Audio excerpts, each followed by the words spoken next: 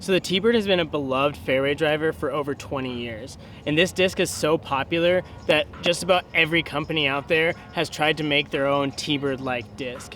But there is one tiny detail about this disc that sets it apart from the rest. So let's talk about it. So I've got 4 discs here. I've got the Teebird, the Explorer, the Evader, and a Votum. And when you look at them from afar, they look pretty similar and almost identical. But it's when you take a closer look at them, well, you'll see the difference. When you take a look at the wing of the Teebird, you see that there's like a tiny little lip at the edge of the wing on the bottom there. And that lip makes a big difference. So if you look at the Explorer, that also has that tiny little lip at the edge. When you go to the Evader, there's no lip.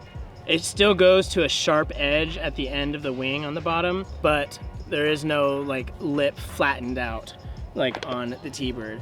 And then the Votum is even more so. It's completely rounded at the edge, so it's not even sharp like the Evader, and it's definitely not a flat stop like the Teebird. And this edge affects a few things. First, being the flight. What this ledge basically does is make the disc slightly less aerodynamic, so it wants to slow down quicker. And if it wants to slow down quicker, that means it wants to fade faster and harder. So it essentially makes the disc a little bit more overstable. So if you look at it, the Teebird and Explorer have the ledge. The Evader has a sharp edge, but it doesn't have that flat ledge on it. And then the Votum has that rounded edge. And that basically just tells you the story of their stability. The Teebird and Explorer being the most overstable, the Evader being slightly less overstable, and the Votum being the straightest of them all. But these all don't want to turn at all out of your hand, at least if you throw them correctly. They all just fly dead straight, no turn, and they'll all fade. It's just a matter of how much and when they fade. But because the Teebird and the Explorer want to slow down and fade faster, the Evader and the Votum, they hold their lines better. So because they hold that speed, get off me. I don't know if that was an ant or a tick or what, but that was a big bug.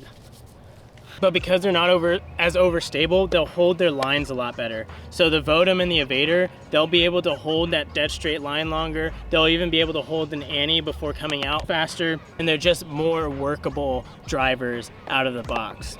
But on the contrary, the Explorer and the Teebird, they're just more overstable. They'll fight the winds more, they'll hyzer more.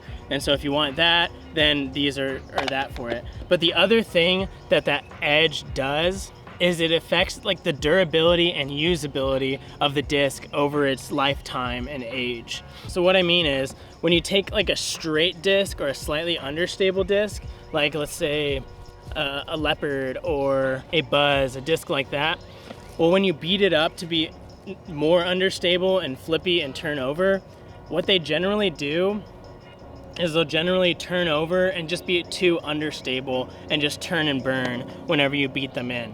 But if you take a Teebird, for example, and you beat this in, even if it's like beat up to turn just as much as that beat up Leopard is, or even an Undertaker, this won't just turn and burn for you. It'll hold that Annie longer and better and just have a better finish for you. Let me explain why. So let's say you've got 2 discs. You've got your Evader, and then you've got your Teebird.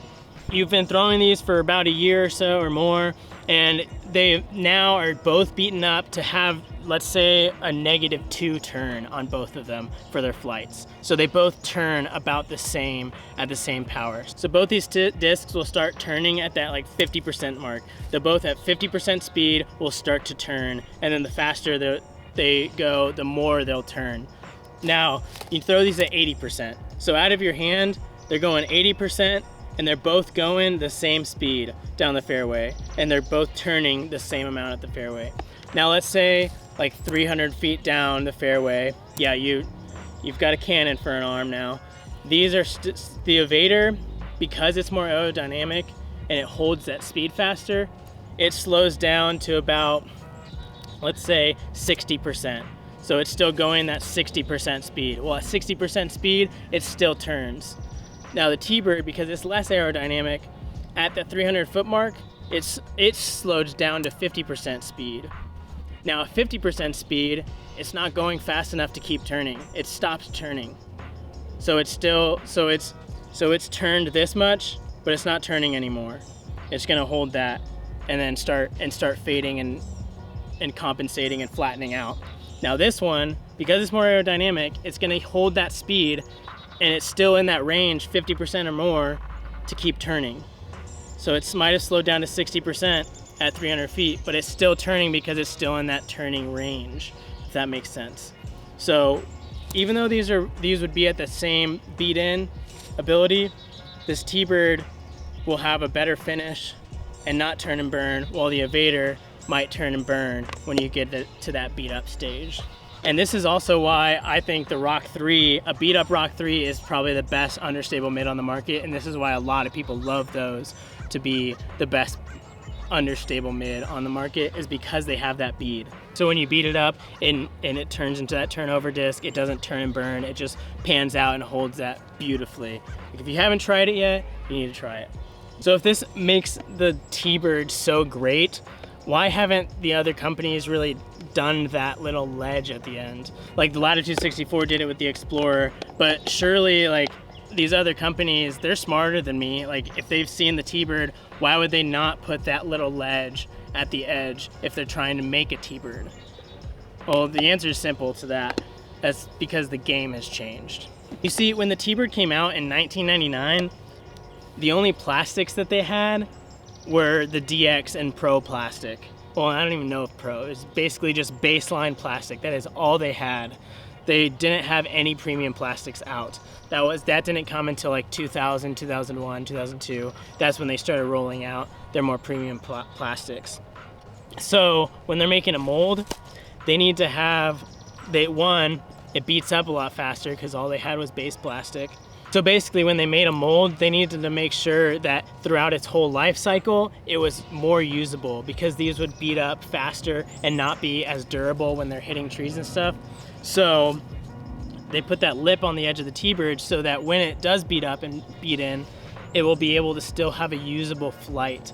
When if you didn't have that ledge, when you beat it up and beat it in super quick, like in a couple of weeks, even if you were a touring pro, so like Ken Climo and all those guys, and Barry Schultz, like a couple weeks and then that disc would be unusable. But because of that lip there, those 3 or 4 weeks later, it's still a usable disc, but it's just an understable usable disc.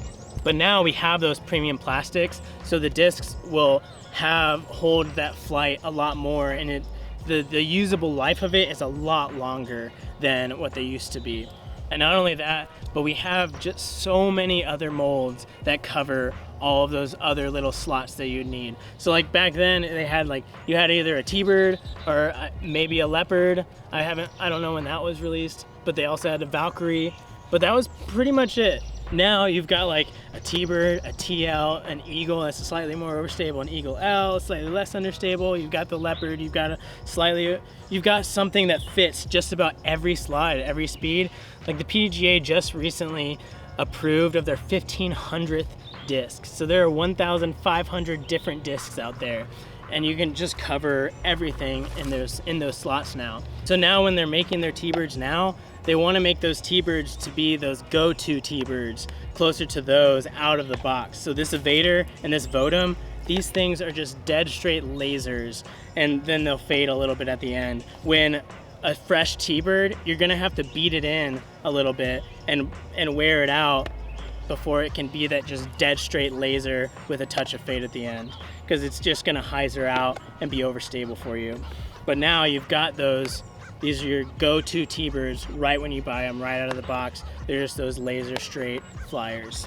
And I'm not in the room when they're designing and making these molds, but that's just my observation and opinion. So thanks for watching. I'll see you in the next one.